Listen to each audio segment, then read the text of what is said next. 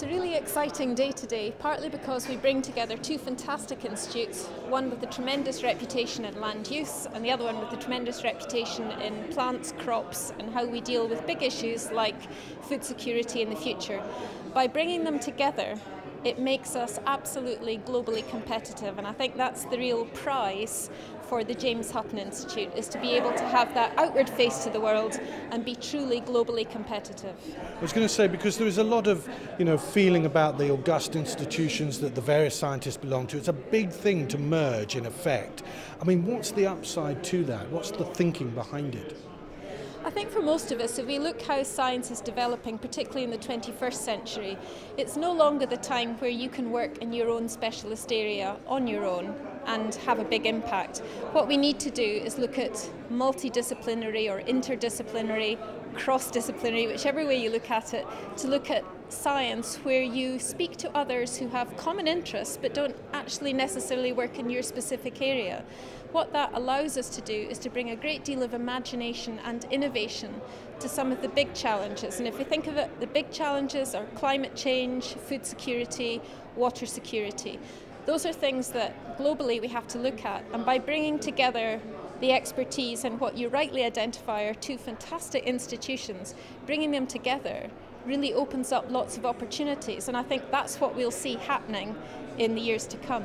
In effect, I suppose, does it make them easier to as it were, box above their weight? In a sense, they've got global renown for what they do already, but it's a big competitive world now in the science community out there, isn't it?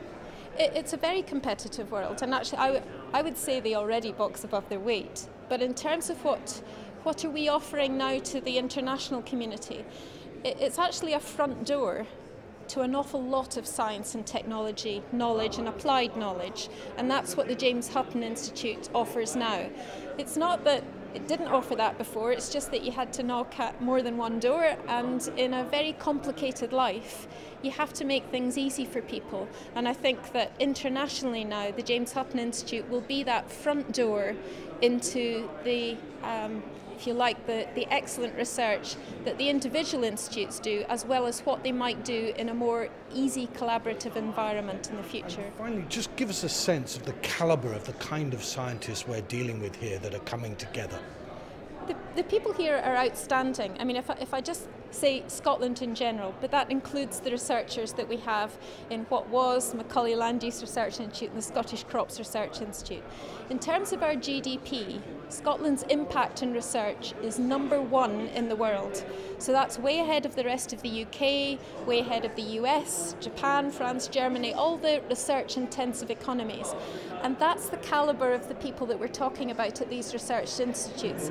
And they're not just doing groundbreaking research, delivering the knowledge that will help form our opinions in the future, but they're translating that research into real knowledge or evidence for policy making, so that we can all benefit through imaginative and robust policies from the research that people at the James Hutton Institute are doing. So that's some achievement.